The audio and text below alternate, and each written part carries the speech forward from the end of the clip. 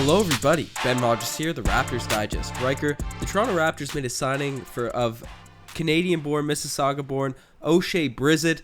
He was brought into this team. He's on one of those Exhibit 10 contracts, and he's going to have an opportunity to make this Toronto Raptors roster, and if not, maybe have a shot at playing for the 905, the G League, or making his name. But he has a pretty interesting story. Obviously, being Canadian, he's pretty intriguing to a lot of Raptors fans. What are your just initial thoughts on the signing, and does he have a shot at making the Toronto Raptors team? Well, my initial thoughts of the signing, after doing a bit of research into him as a player, I don't think that there's going to be much of a chance for the self-proclaimed #hometown hero. Mm-hmm. It is nice to have a Canadian boy on the roster, on the Toronto Raptors, vying for a chance to be on the roster because, let's face it, it's a bit bitter. There's a bit of animosity in the air after having such a prolific player leave in the manner that he did. It'd be nice to have a Canadian guy, somebody that just wants to play for Toronto, we do have for Boucher. Canada. We do have Boucher, but the thing is, yeah, we have Boucher. He's been on the roster for a while. There's nothing extra. We just had him for a while, and I guess people are kind of excited when he goes out. He's pretty much guaranteed buckets when he goes out in the final minute or two of a game. He'll shoot a three every time, and he'll make a shot. But the simple fact of the matter is, it's exciting to have him on the roster. But as we'll break down, you can talk about whatever you want, his backstory. But eventually, we're going to have to get down to the stats. And the fact of the matter is, he just doesn't seem to be balling that hard out there. And you got to step up if you're trying to make a roster spot. Certainly. So he's a pretty intriguing player. He gets some buckets in college. His second or his season. He had a very interesting college career. His minutes, his points kind of went down. His production kind of went down as the stats went forward. In 2017-2018, averaged 15 points per game, 9 rebounds, had decent shooting percentage, shot about 78% from the free throw line, 33% from three.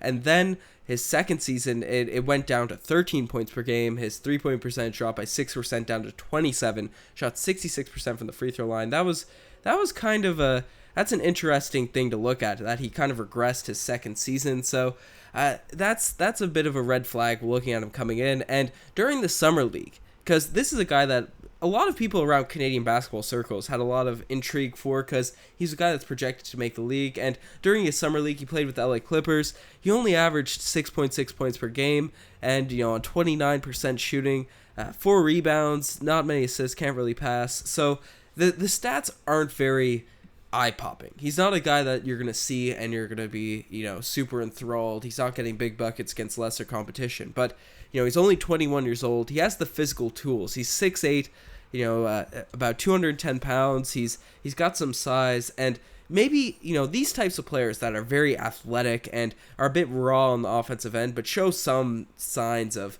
promise. He does have somewhat of a jump shot.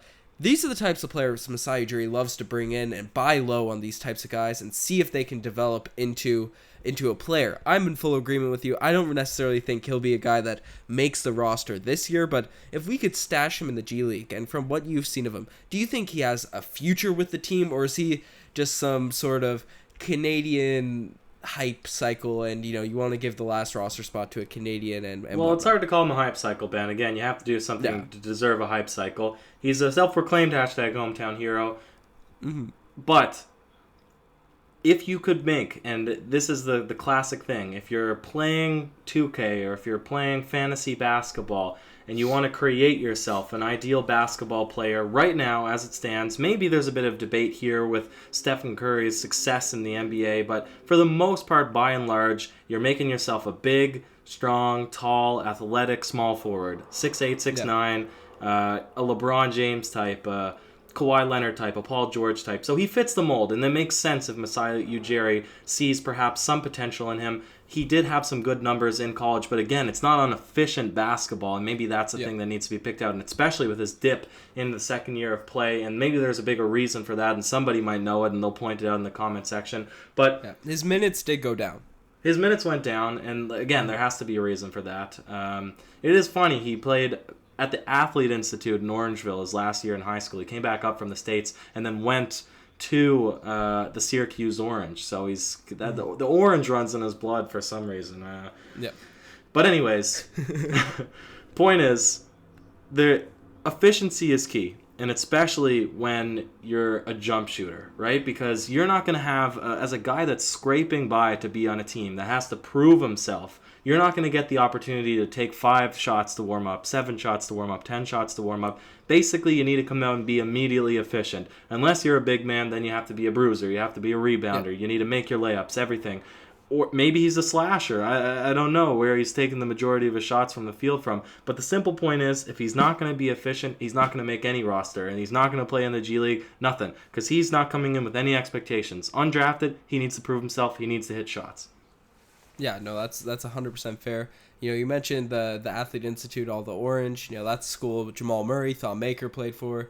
So he's a guy had some expectations around Canadian basketball circles, but you know, you mentioned the efficiency is the area that he really needed to improve. The 3-point efficiency went down, but his second season, his overall field goal went up from 35% to close to 40%. So that's encouraging, and maybe he's figuring out his own game, and you know that's gonna get better as he goes forward. But you know, you're always rooting for the Canadian guys to come in and make a stamp on the league, make an impact. And you mentioned his frame, his physical size. I think players like that, if they can put in the effort and get with a good development staff, they're usually the types of players that can pan out. They're kind of a jack of all trades and can do basically everything on the court. They usually can find a role, find a niche for themselves. But the one area that's really impressive for him, that's kind of encouraging, looking at Sachi, looking at the few highlights we've seen, he's a really exceptional rebounder for his size and for his position. In college, he averaged 7.5 rebounds his second season, and he averaged 8.8 rebounds his first season of college. So obviously he had more minutes his first season. That's probably the biggest reason why his numbers are a lot higher at that point. But if he can come out and be a scrapper, be a grinder, you know, be a guy that gets into people, gets some garbage points, people like that find their role in the league. You know, you can look at guys like PJ Tucker, you know, those types of scrappy players, and wings that can get rebounds are, you know, and can stay on the court and be relatively decent, not a negative on offense. They usually carve out a niche for themselves in the NBA.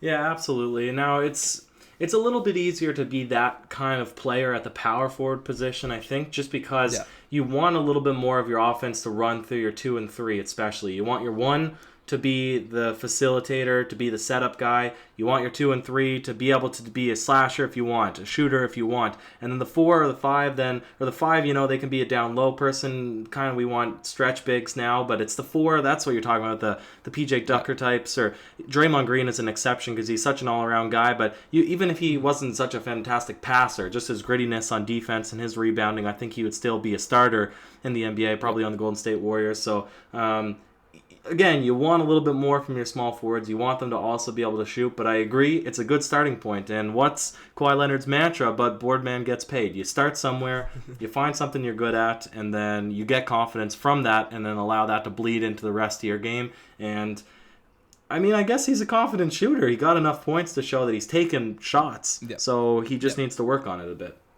Yeah, just get that consistency, get all that going. There's certainly some holes in his game, but nothing that can't be developed. We're not gonna say he's guaranteed going to make the roster in a couple years, and his development is surely going to go as planned. But he's a guy that could be decent. Maybe we'll be looking at him in 2-3 seasons, and he could be a guy that makes the roster, makes the Toronto Raptors, and be a surprise player in the NBA. But let us know what you guys think. We've seen in the comment section, a few of you guys are really high on this guy, so if we missed anything about his game, let us know in the comment section below.